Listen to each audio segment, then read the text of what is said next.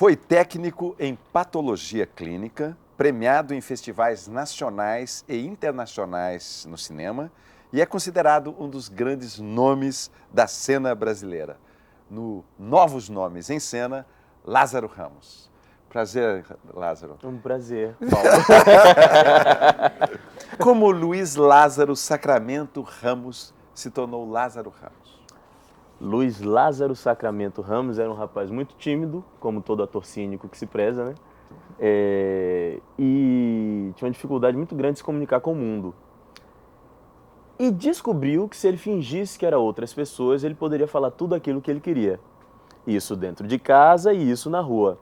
E aí comecei a fazer uns cursos avulsos de teatro até que cheguei no 2º grau da escola e descobri, aí já tinha entendido o que era teatro, apesar de nunca ter assistido. E eu teria que me formar, certo? Porque eu precisava trabalhar. E tinha uma escola que você só poderia fazer o curso de teatro lá se você cursasse os cursos técnicos. Então eu falei a meu pai que eu era apaixonado por patologia, inventei mentir, que meu pai queria que eu fizesse uma escola técnica lá, porque ele já trabalhava no polo petroquímico e seria mais fácil de conseguir um trabalho lá. Eu menti, disse que era apaixonadíssimo por patologia para poder fazer o curso de teatro. Fiz esse curso, aí entendi o que era teatro, porque até então não tinha assistido, só sabia que eu fazia uma outra pessoa. E um dia entra o bando de teatro Olodum na minha vida, que aí sim foi o grande preenchimento, que eu entendi para que eu poderia fazer teatro, além de falar dos meus anseios pessoais. Era também para fazer meus anseios pessoais, mas poderia satisfazer as outras pessoas também. Descobri que poderia entreter e poderia levar mensagens sociais e de reflexão e etc. Isso foi com uns 16 anos, mais ou menos? Isso foi com 15 anos de idade. 15 anos, com o Márcio Meirelles. Com o Márcio Meirelles. No Olodum, Bando em Salvador. de Teatro Olodum, em Salvador. Mas antes disso, você... essa coisa de patologia, são pedaços das pessoas que vão dentro de vidros para fazer os exames, não é isso? Ah, não é esse tipo de patologia que eu não? fazia. Eu fazia patologia clínica, exame de sangue, fezes e urina. Até hoje você achar uma veia. Ah, é? Você... Não, porque você falou patologia, eu trabalhava no hospital e eu levava os exames, os anatomopatológicos para os laboratórios. Então eu levava do hospital para o laboratório. Então eram uns vidros, tinha lá uns pedaços das pessoas que eram mandados para o hospital para fazer Não, os pedaços das pessoas que chegavam eram de outra ordem. Eu lembro que num carnaval eu levei e antes de ir para o laboratório eu passei num clube para uma matinê e começou a vazar, né? Ai, que horror! Mas acho que tinha um fígado, uma coisa assim. Não, mas e a primeira aula de exame de fezes? É um horror, porque eu fui reprovado todos os no alunos... exame de fezes. Como é que é a pessoa reprovada no exame de fezes? Não, porque todo mundo leva as suas fezes pessoais, né? Aí a professora faz a tortura, diz, abre todo mundo junto agora. Nesse dia, metade da classe saiu do curso. Por quê? Tinha muito verme. Fedor, horrível. Não, mas tem umas coisas, eu estou brincando com isso porque tem algumas coisas que me pareço contigo, orgulhosamente me pareço contigo. Né? Aqui está escrito que sua mãe era doméstica. Doméstica, empregada doméstica ou doméstica de ficar em casa? Empregada doméstica. Então, nisso que eu digo, minha mãe foi empregada doméstica durante, sei lá, 30 anos. Até eu ter uns 20 anos ela foi empregada doméstica. Minha mãe também foi doméstica e... sei lá, e já vou começar eu aqui a falar de poesia e de coisas que eu acredito. Mas enfim, eu acredito, eu sou essa pessoa. Acho que o fato de eu ter vindo de uma família humilde, de ter trabalhado num hospital ali todo dia e estar convivendo com pessoas que estavam entre a vida e a morte... A miséria humana, digamos, no sentido... você entrar em contato com o lado mais frágil das pessoas e do ser humano, você ir para uma UTI, isso tudo contribuiu para as coisas que eu acredito hoje em dia como artista. E que eu acho muito legal e fico o tempo todo tentando me agarrar a isso, porque é o que eu realmente acredito. Eu acho que a gente está aqui para tocar no coração das pessoas, no sentimento. E isso é uma das coisas que eu não quero largar lá de Salvador. Muitas coisas vão mudando, né? Você vem para o Rio de Janeiro, aí faz cinema, faz televisão, e vai mudando algumas coisas inevitavelmente. Mas isso é uma coisa que eu acho que eu vou me apegar para sempre. Tá sempre reeducando o meu olhar para o outro ser humano. Que no hospital é um lugar perfeito, né? Para a gente aprender o que isso significa, né? Uhum. Mas o fato da sua mãe ter sido doméstica, empregada doméstica, trouxe alguma vantagem? Como que era a tua relação com a família onde sua mãe trabalhava? Minha mãe trabalhou em casas Diversas variadas, em diversas casas. Eu não frequentava muito o trabalho dela, porque, enfim, estava fazendo outras coisas. Mas minha mãe, independente da profissão dela, era uma pessoa muito inspiradora. Tanto minha mãe é falecida e eu acho lindo que no túmulo dela tem escrito assim: nunca esqueceremos da sua alegria. E esse foi o legado que ela sempre deixou. Era uma alegria muito grande, ela era muito criativa, ela sempre organizava as festas culturais. Essa história eu gosto de contar. Minha família vem de uma ilha chamada Ilha de Pati, que tem 300 habitantes no máximo. Todo mundo vem de lá, todo mundo é parente. E uma vez por ano eles faziam um número, um espetáculo que eles chamavam de comédia, onde cada morador ia apresentar um número, ia apresentar um espetáculo, ou cantar uma comida, ou apresentar o Dom Jorge, ou cantar a música do Feio. As pessoas dali da comunidade mesmo apresentavam. E minha mãe estava absolutamente envolvida nisso. Então, desde pequeno, eu já estava lá fazendo os numerozinhos e vendo junto. E foi minha mãe que me trouxe isso, esse lado criativo do estar querendo produzir e mexer com a arte. Você escreveu uma peça sobre isso, né? Eu escrevi uma peça sobre isso, porque um dos números que tinham lá, que eu acho incrível, chamava-se Paparutas, que era... Todas as donas de casa faziam uma comida e iam para o salão cantar as qualidades dessa comida. É uma música que eu acho linda, que é assim: e somos nós paparutas boas, e somos nós paparutas boas, e na cozinha da manimolência, somos pequenas extravagantes na maior onipotência. Meu caruru, tá bem gostoso, a razão, o que é que há? Tem dendê e tem cebola, apetite de ai ai, somos nós, papai, que delícia. É maravilhoso. Uma maravilha, né? Aí eu fiz uma peça, uma fábula para falar de autoestima com a história das paparutas. Você acha que tudo tá lá, digamos assim, tudo que você que lá é que você vai buscar, é lá nesse lugar, nesse momento, nesse recorte assim de tempo e tal? Eu tenho essa sensação às vezes de que nada mais aconteceu depois e que tudo eu preciso ir lá tomar na veia, entendeu? Eu sei, você é bem ligado, inclusive, você está falando isso porque Sorocaba, eu acho que a relação que você tem com Sorocaba eu também tenho com a Ilha do Pati, com Salvador, enfim. Uma vez eu ouvi alguém dizer assim: uma pessoa sem raiz é como uma rosa num jarro. Eu achei bonita essa frase, às vezes pode parecer uma coisa utópica, mas eu acho que é importante a gente sempre estar lá buscando, voltando. Aliás, eu não sou aquilo lá, mas eu gostaria de continuar sendo e gostaria de ser, né? Porque você vai virando, a vida vai te levando para outros lugares. Eu não gosto de artista, né? Eu não gosto de negócio de artista. Eu gosto de ser gente comum, gente normal. Eu prefiro. Você virou estrela de cinema sem fazer novela. Como é que foi esse pulo? Me sinto um privilegiado, né? Que é uma coisa rara de se acontecer. Foi por causa do teatro, João Falcão foi um diretor que eu serei grato para ele a vida toda, porque ele me viu lá na Bahia fazendo um espetáculo de teatro. Claro que depois Wagner Moura, meu grande amigo, falar: João, preste atenção em Lázaro, preste atenção. E ele viu uma fita minha fazendo Sancho Panza e disse assim: pô, vou pegar esse garoto aqui e vou trazer ele para fazer um espetáculo. Um espetáculo que inclusive era um investimento de vida dele, um livro que a mulher dele escreveu, me deu essa oportunidade de estar lá com esses atores maravilhosos, com o João, que é uma pessoa que eu admiro muito. E um trabalho que para o ator se mostrar é sopa no mel, né? Porque o texto é uma delícia e qualquer ator que tivesse a oportunidade de fazer ali, de estar com aquelas pessoas, teria as chances que eu tive, porque eu acho que o espetáculo puxava, sugava. E aí o teatro me abriu a porta do cinema. Eu não sei explicar muito isso, eu sempre me enrolo quando vou falar dessas coisas, mas eu acho que eu fui encontrando pessoas que resolveram investir em mim. Claro que perceberam um talento, uma qualidade, uma dedicação que eu tenho, mas as pessoas apostaram. Assim, Karim, diretor do Madame Satã, apostar em mim, num cara que nunca tinha feito cinema, nunca tinha protagonizado um filme, nunca tinha decorado tanto texto na minha vida, e disse assim: pô, toma garoto, vai lá e protagoniza esse filme com um personagem tão intenso e tão complicadinho de fazer. Dá nisso, né? As pessoas vão conhecendo o trabalho e vão admirando, vai dando projeção. Lázaro, você falou de dedicação. Qual é a sua maneira de abordar o personagem? Você tem um método? Ou como você chega no teatro? O que você faz quando você... Qual é o seu ritual? Não tenho método, não. Eu sou da parceria. Eu gosto muito de jogar. Eu vejo Eu só acredito em trabalho de equipe mesmo. Essa frase que toda hora eu falo, já fica repetitiva, toda entrevista eu falo, mas é o que eu acredito. Eu acredito em trabalho que é em conjunto. Quando eu estou sozinho, eu me sinto frágil. Eu só sei trabalhar em conjunto. Então eu percebo muito o que o diretor está falando, a história, o que é que essa história quer dizer, o que meus colegas de elenco estão propondo, sabe? Para jogar, para ter jogo também. E a partir daí eu entro em alguma piração. E cada trabalho eu invento um jeito de trabalhar. Por exemplo, no Madame Satã eu entrei onde fazer laboratório mesmo, fui morar na Lapa, fiquei uma semana lá dormindo na Lapa, fiz aula de capoeira, de dança, de canto, de boxe. E aí depois chegou no set, carinho, esqueça tudo isso que você fez e se jogue e se entregue.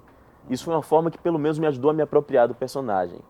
Aí já no Homem que Copiava, que era um personagem que eu tinha que me anular e me esconder, eu comecei a inventar umas dificuldades para mim que ninguém sabe até hoje, ninguém nunca vai saber o que significa isso, mas para mim me ajudava. Eu inventei que o personagem era canhoto. E aí eu fazia tudo quando tinha aquilo, mas ninguém percebe, mas era só uma coisa para me ajudar, para me apropriar. Eu gosto muito de possuir o personagem, de ter ele para mim e de que ele me possua também, não no sentido de perder o controle, porque eu tenho noção do que eu estou fazendo. Você está o tempo todo atento. Eu estou atento a tudo, né? Mesmo porque tem a luz, tem o som, tem tudo isso, tem que estar ligado. As câmeras. As câmeras. Mas que autor, assim, por exemplo, você leu Stanislavski, por exemplo? Olha, Ou fez exercícios com alguém que fala, estamos usando esse método? O Bando é um grupo que se preocupa com isso. A cada espetáculo, os atores do Bando geralmente vêm de grupos de comunidade ou grupos de igreja, ou nunca fizeram teatro. E o grupo tem essa preocupação de estar sempre formando os atores. Então a gente tinha um contato constante com Brecht. Márcio adora o distanciamento brechtiniano, a gente fazia isso. Claro que muito da intuição e muito de... Brecht era mais um argumento para fazer com que a gente tivesse um discurso próprio, para que nós fôssemos atores, pensadores, criadores, conscientes daquilo que estavam falando, do que estavam dizendo. Shakespeare conheço muito pouco de leitura, Nelson Rodrigues de leitura, mas eu tive a oportunidade de, com o Bando, a cada momento estar estudando um pouquinho de coisa, um pouquinho ali. Sinto falta, inclusive, de algumas coisas, de algum conhecimento teórico, mas estou o tempo todo atento para ir adquirindo eles. Lázaro, tem alguma coisa assim, eu vi outro dia uma declaração do Morgan Freeman, que dizia assim, ele estava sendo entrevistado por alguém e começou a se falar sobre a negritude, sobre os problemas, enfim, raciais e tal, e ele falou assim, pô, acho que a melhor maneira é a gente não falar mais nisso. Achei curioso, e agora, porque tem diversas sugestões aqui de perguntas sobre esse fato, né, o negro na dramaturgia, ou então uma declaração tua numa revista dizendo que nunca tinha sido convidado para fazer um comercial.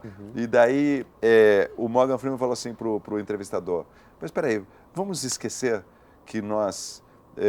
que existe uma diferença de cor entre nós, vamos parar de falar. Acho que a melhor maneira é parar. Você acha isso... faz sentido? Sabe uma coisa engraçada que aconteceu? Depois que eu fiquei conhecido... os personagens que me oferecem geralmente são personagens oferecidos a atores negros, que no início da carreira não estava acontecendo, né? O Homem que Copiava é um exemplo disso. E acho, inclusive, uma pergunta que não tem resposta, porque é uma questão muito complexa, porque, ao mesmo tempo, eu sei que eu sirvo de referência, sabe? E eu sei que é importante a gente continuar discutindo essas questões. Bom, eu estava com os conflitos sobre ator e ator negro, e Márcio me presenteou com esse texto. Aí ele diz assim, Lázaro, um negro ator. Lázaro Ramos é um ator negro. Quando digo isso, levo em conta o fato de que nunca se diz de um ator branco, que é ator, fulano é um ator branco. Levo em conta também o fato de que a adjetivação racial para um ator negro não é necessária. Poderia começar esse texto em homenagem a Lazinho dizendo Lázaro Ramos é um dos atores mais especiais que conheço. Mas ele o é por ser inteiramente o que é. E sei que não posso imaginar maior homenagem ou elogio a ele do que reafirmar o que ele afirma em cada gesto, olhar, som, pensamento, escolha, atitude de sua carreira. Portanto, Lázaro Ramos é um ator negro. Com isso, digo que o ofício de ator em sua plenitude é exercido por ele. O ator é aquele que dá seu testemunho de mundo no palco, na tela, em cada personagem que aceita fazer, em cada depoimento público na arena da mídia. Lázaro é um que não se furta a dar esse testemunho generosamente. E nesse mundo, nesse Brasil, que exerce tão cruelmente sua democracia racial, gerando mulatos, relegando o negro ao papel de figurante em sua história. Um negro, quando se faz ator, só o fará bem se fizer ator negro. É um estigma? Sim. É uma marca. O negro é estigmatizado aqui e não há como negar. Há então que assumir-se diferente e, com essa diferença, marcar a história desse país. Mudar em negras as brancas nuvens e fazer chover, fertilizar.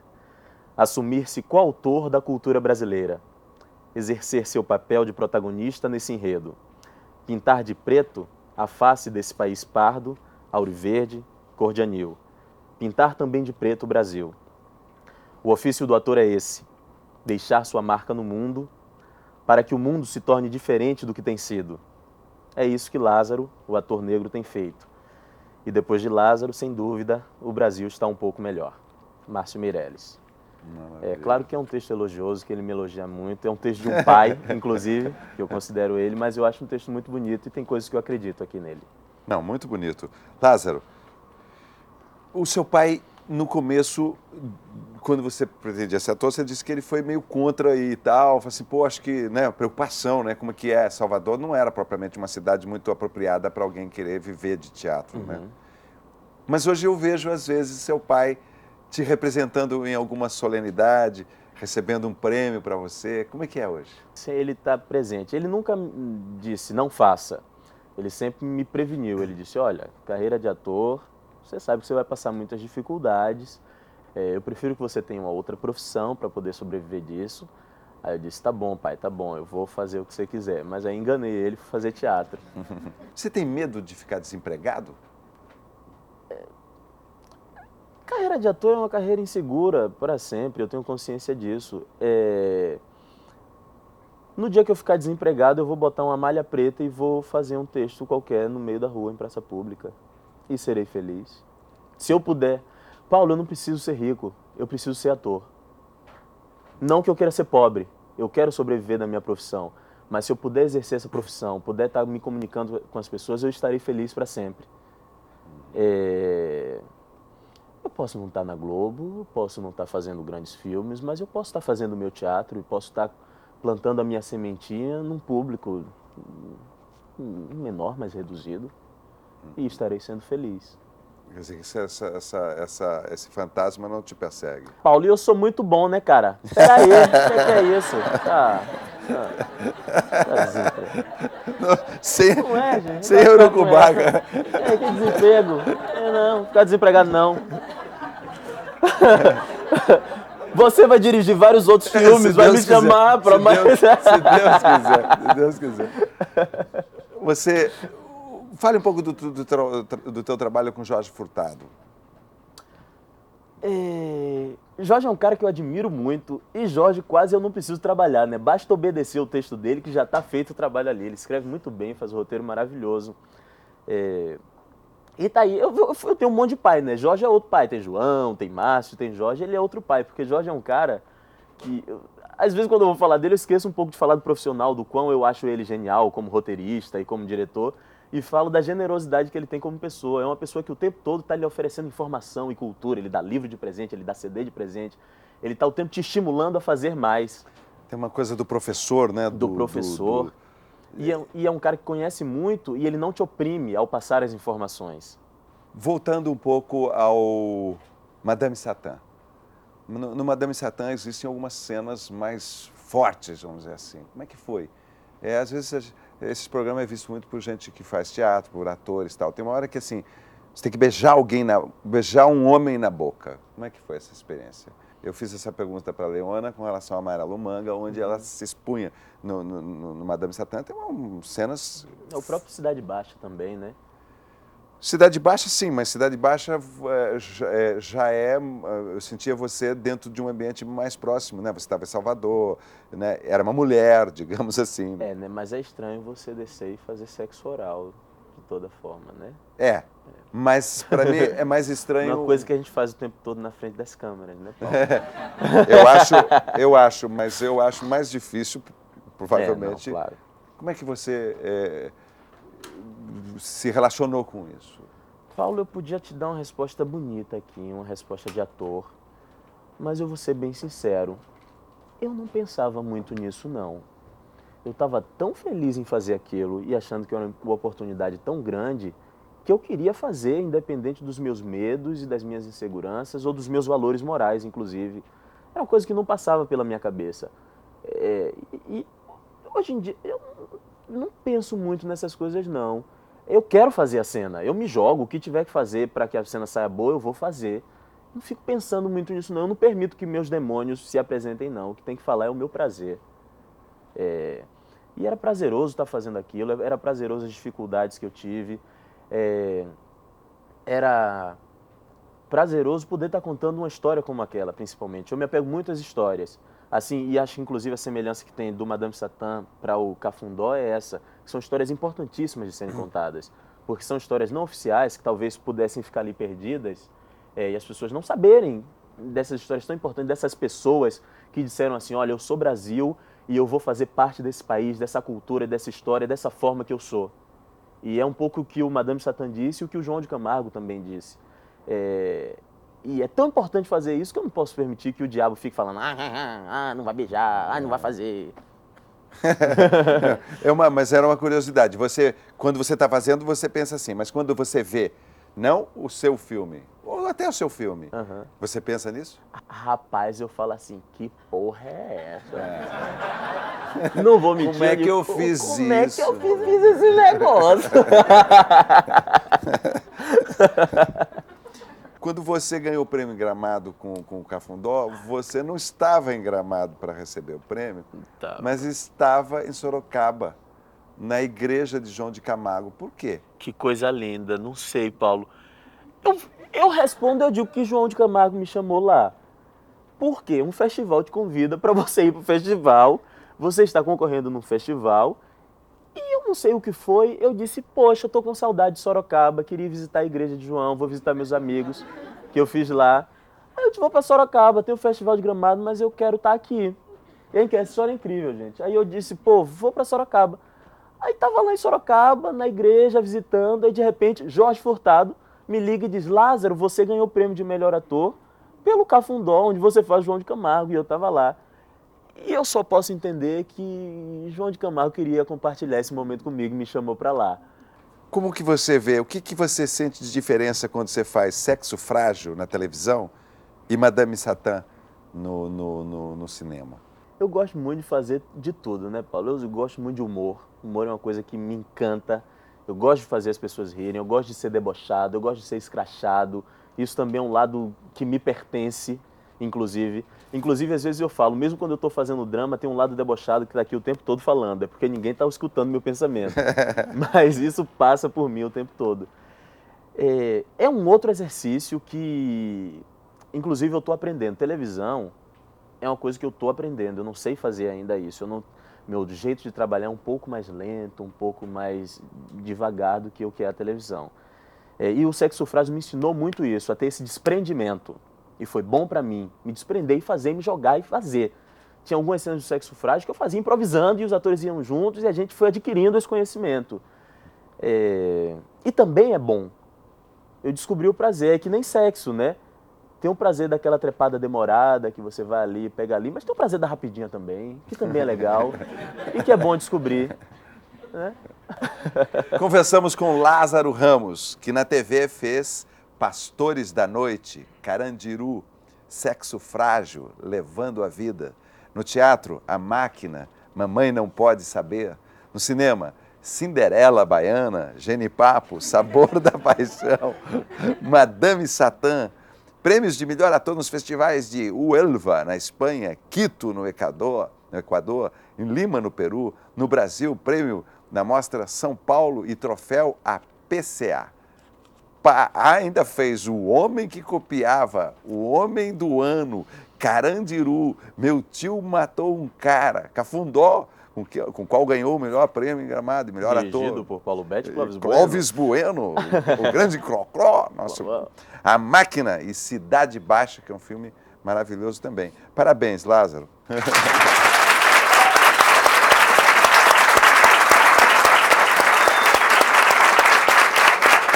Quando os brancos vieram, nós tínhamos a terra e eles tinham a Bíblia. Hoje nós temos a Bíblia e eles têm a terra. Não sabe nada? Não sei nada, eu não sei quem vem. Minha família.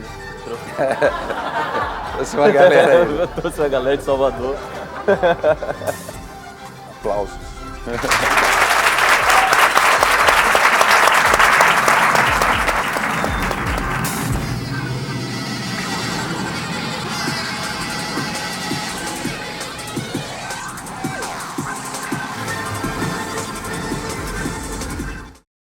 Olha aí os bem-te-vis do Canal Brasil em seu habitat natural.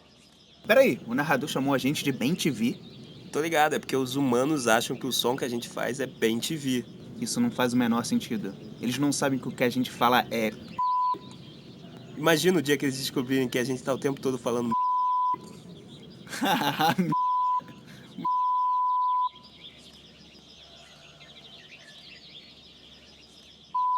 Tá, chega. Já deu.